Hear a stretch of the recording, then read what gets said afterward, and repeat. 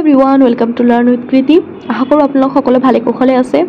সঁচাকৈ নিজকে ভাল লাগি গৈছে কাৰণ মই যিবিলাক প্ৰিভিয়াছ ইয়াৰৰ কুৱেশ্যনবিলাক ডিছকাছ কৰিছিলোঁ সেইবিলাকৰ ভিতৰত বহুতখিনি কুৱেশ্যন গ্ৰেড 3 এক্সামত আহিছে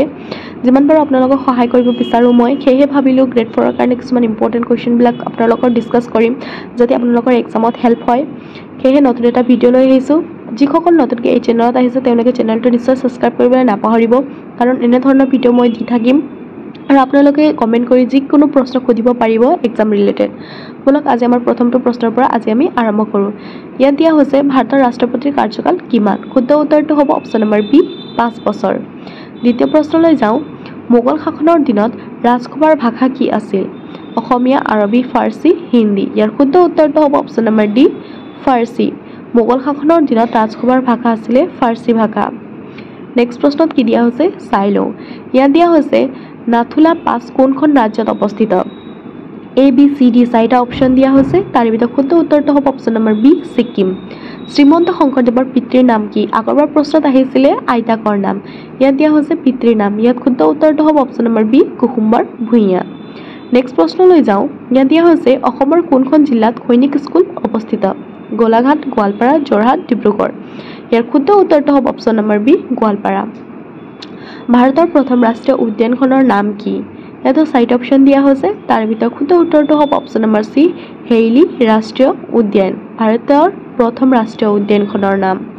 নেক্সট ভাৰতৰ আটাইতকৈ দীঘল নদী কোনখন ব্ৰহ্মপুত্ৰ কাবেৰী গোদাবৰী গংগা ইয়াৰ শুদ্ধ উত্তৰটো হ'ব অপশ্যন নম্বৰ বি গংগা ভাৰতৰ আটাইতকৈ দীঘল নদী হৈছে গংগা নদী কনকলতা বৰুৱা কোন চনত শ্বহীদ হৈছিল 1940 1942 1946 1930 ইয়াৰ কাৰেক্ট এনসাৰটো হ'ব অপশ্যন নম্বৰ বি 1942 ইয়াৰ পাছৰ প্ৰশ্নত কি দিয়া হৈছে চাই লওঁ ইয়াত দিয়া হৈছে অসমৰ কোনজন ব্যক্তিৰ স্মৃতিত শিল্পী দিৱস পালন কৰা হয় এনে কুৱেশ্যনবিলাক বহুতো ইম্পৰ্টেণ্ট হয় সেয়েহে আপোনালোকে ভালকৈ চাব ইয়াৰ শুদ্ধ উত্তৰটো হৈছে অপশ্যন নম্বৰ এ জ্যোতিপ্ৰসাদ আগৰৱালা নৰ্মদা বাচাও আন্দোলনৰ নেতা কোন আছিল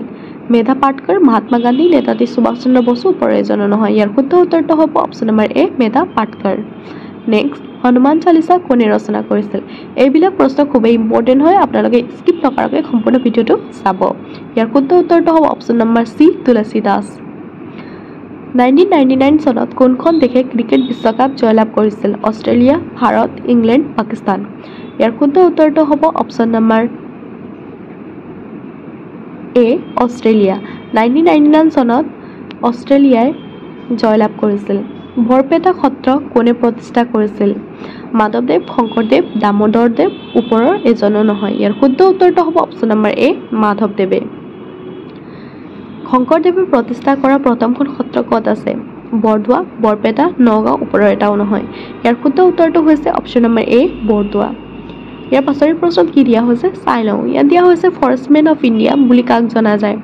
নৰেন্দ্ৰ মোদী অখিল গগৈ অৰূপ কুমাৰ শৰ্মা যাদৱ পায়েং ইয়াৰ শুদ্ধ উত্তৰটো হ'ব option number D Yadav Payeng কোনখন চহৰক ভাৰতৰ বিত্তীয় ৰাজধানী বুলি অভিহিত কৰা হয় কলকাতা দিল্লী মুম্বাই হায়দৰাবাদ ইয়াৰ শুদ্ধ উত্তৰটো হৈছে অপশ্যন নম্বৰ চি মুম্বাই ইয়াৰ পাছৰ প্ৰশ্নত কি দিয়া হৈছে চাই লওঁ ইয়াত দিয়া হৈছে কৰিম কিবা মৰিম শ্লোগানটো কোনটো আন্দোলনৰ লগত জড়িত আইনামানি আন্দোলন খিলাফত ভাৰত ত্যাগ আন্দোলন স্বদেশী আন্দোলন ইয়াৰ শুদ্ধ উত্তৰটো হ'ব চাৰিটাৰ ভিতৰত অপশ্যন নম্বৰ সি ভাৰত ত্যাগ আন্দোলন নেক্সট ভাৰতত ইষ্ট ইণ্ডিয়ান কোম্পানীৰ শাসন কেতিয়া অন্ত পৰিছিল ইয়াতো চাৰিটা অপশ্যন দিয়া হৈছে তাৰ ভিতৰত কাৰেক্ট এনসাৰটো হ'ব অপশ্যন নম্বৰ বি 1858 চনত নেক্সট লিখিত সংবিধান ধাৰণাটো প্ৰথমে ক'ত আৰম্ভ হৈছিল ভাৰত আমেৰিকা ফ্ৰান্স ব্ৰিটেইন ইয়াৰ শুদ্ধ উত্তৰটো হ'ব চাৰিটাৰ ভিতৰত আপোনালোকে নিশ্চয় গম পায় ইয়াৰ এনসাৰটো কি হ'ব ইয়াৰ এনসাৰটো হ'ব অপশ্যন নম্বৰ বি আমেৰিকা গোৱালপাৰীয়া লোকগীতৰ সম্ৰাজ্ঞী হিচাপে কাক জনা যায় প্ৰতিমা বৰুৱা পাণ্ডে পাৰ্বতী বৰুৱা দীপালী বৰঠাকুৰ ওপৰৰ এটাও নহয় ইয়াৰ শুদ্ধ উত্তৰটো হ'ব চাৰিটাৰ ভিতৰত অপশ্যন নম্বৰ এ প্ৰতিমা বৰুৱা পাণ্ডে আলি আই লৃগাং অসমৰ কোনটো জনগোষ্ঠী পালন কৰে বড়ো মিচিং আহোম কাৰ্বি ইয়াৰ শুদ্ধ উত্তৰটো হ'ব চাৰিটাৰ ভিতৰত অপশ্যন নম্বৰ বি মিচিঙে আলি আই লৃগাং পালন কৰে ভাৰতবৰ্ষৰ 4G মোবাইল সেৱা কেতিয়া আৰম্ভ কৰা হৈছিল ইয়াতো চাৰিটা অপশ্যন দিয়া হৈছে ইয়াৰ ভিতৰত শুদ্ধ উত্তৰটো হ'ব অপশ্যন নম্বৰ ডি 2012 চনত নেক্সট কোনজন ক্ৰিকেটাৰে 2023 চনত অৰ্জুন বঁটা লাভ কৰিছিল ইয়াত চাৰিটা অপশ্যন দিয়া হৈছিল A B C D তাৰ ভিতৰত শুদ্ধ উত্তৰটো হৈছে অপশ্যন নম্বৰ D মহম্মদ স্বামী 2023 চনত অৰ্জুন বঁটা লাভ কৰিছিল ফাগুন মাহৰ প্ৰথমটো বুধবাৰে কি উৎসৱ পালন কৰা হয় ইয়াত চাৰিটা অপশ্যন দিয়া হৈছিল A B C D তাৰ ভিতৰত শুদ্ধ উত্তৰটো হ'ব অপশ্যন নম্বৰ B আলি আই লিংগা নেক্সট শংকৰদেৱৰ মৃত্যু ক'ত হৈছিল ইয়াত চাৰিটা অপশ্যন দিয়া হৈছে A B C D আপোনালোকে চাব পাৰিব শুদ্ধ উত্তৰটো হ'ব অপশ্যন নম্বৰ D মধুপুৰ সত্ৰ নেক্সট অসমৰ কৃষি গৱেষণা কেন্দ্ৰটো ক'ত অৱস্থিত মাৰ্ঘেৰিটা তিতাবৰ খাপেখাতি সোণাৰী ইয়াৰ চাৰিটা অপশ্যন দিয়া হৈছে শুদ্ধ উত্তৰ হৈছে বি তিতাবৰ নেক্সট প্ৰশ্নলৈ যাওঁ ইয়াত দিয়া হৈছে কোনটো জনগোষ্ঠীয়ে বৈশাগু পালন কৰে শুদ্ধ উত্তৰটো হ'ব চাৰিটাৰ ভিতৰত option number C Bodo next প্ৰশ্নলৈ যাওঁ কি দিয়া হৈছে কৰম পূজা কোন জনগোষ্ঠীৰ উৎসৱ বড়ো মিচিং চাহ জনগোষ্ঠী কাৰ্বি ইয়াৰ শুদ্ধ উত্তৰটো হৈছে অপশ্যন নম্বৰ চি চাহ জনগোষ্ঠীসকলে কৰম পূজা পালন কৰে কৰ্কট ক্ৰান্তি ৰেখা ভাৰতৰ কিমানখন ৰাজ্যৰ মাজেৰে পাৰ হৈ গৈছে ইয়াৰ উত্তৰটো কি হ'ব আপোনালোকে নিশ্চয় গম পায় ইয়াৰ উত্তৰটো হ'ব চাৰিটাৰ ভিতৰত অপশ্যন নম্বৰ বি 8খন ৰাজ্যৰ মাজেৰে পাৰ হৈ গৈছে কৰ্কট ক্ৰান্তি ৰেখা ইয়াৰ পাছৰ প্ৰশ্ন দিয়া হৈছে অসমৰ সৰ্ববৃহৎ তেল শোধনাগাৰ কোনটো ডিগবৈ নুমলীগড় নুনমাটি ওপৰৰ এটাও নহয় ইয়াৰ শুদ্ধ উত্তৰটো হৈছে অপশ্যন নম্বৰ এ ডিগবৈ অসমৰ সৰ্ববৃহৎ তেল শোধনাগাৰ হৈছে ডিগবৈ সাৰ্থেবাৰী কিহৰ বাবে বিখ্যাত এই প্ৰশ্নটো খুবেই ইম্পৰ্টেণ্ট হয় সেয়ে আপোনালোকে চাব পাৰিব ইয়াৰ শুদ্ধ উত্তৰটো হৈছে অপশ্যন নম্বৰ বি কা উদ্যোগ অইল ইণ্ডিয়া লিমিটেড কোন চনত গঠন কৰা হৈছিল 1959 1956 1969 1979 ইয়াৰ চাৰিটা ভিতৰত শুদ্ধ উত্তৰটো হ'ব অপশ্যন নম্বৰ এ 1959 নেক্সট প্ৰশ্নলৈ যাওঁ নেক্সট প্ৰশ্ন দিয়া আছে নীতি আয়োগ কেতিয়া গঠন কৰা হৈছিল ইয়াতো চাৰিটা অপশ্যন দিয়া আছে তাৰ ভিতৰত শুদ্ধ উত্তৰটো হৈছে 2015 চনত নীতি আয়োগ গঠন কৰা হৈছিল অপশ্যন নম্বৰ ডি নীতি আয়োগৰ ওপৰত বিভিন্ন ধৰণৰ আপোনাৰ কুৱেশ্যন আহিব পাৰে সেয়ে আপোনালোকে নীতি আয়োগটো ভালকৈ চাই যাব পৰিকল্পনা আয়োগ কেতিয়া গঠন কৰা হৈছিল পৰিকল্পনা আয়োগ বহুত ইম্পৰ্টেণ্ট হয় সেয়ে এইটোও চাব পাৰিব ইয়াৰ শুদ্ধ উত্তৰটো হৈছে অপশ্যন নম্বৰ চি 1950 চনত কিন্তু নীতি আয়োগ বেছিকৈ গুৰুত্বপূৰ্ণ ভাৰতৰ আটাইতকৈ দ্ৰুততম ৰেলখন কি Rajdhani express Vivek express Vande Bharat express ওপৰত এটাও নাহে ইয়াৰ শুদ্ধ উত্তৰটো হ'ব option number C Vande Bharat express next প্ৰশ্নলৈ যাওঁ নেক্সট প্ৰশ্ন দিয়া হৈছে কেতিয়াৰ পৰা স্বচ্ছ ভাৰত অভিযান আৰম্ভ হৈছিল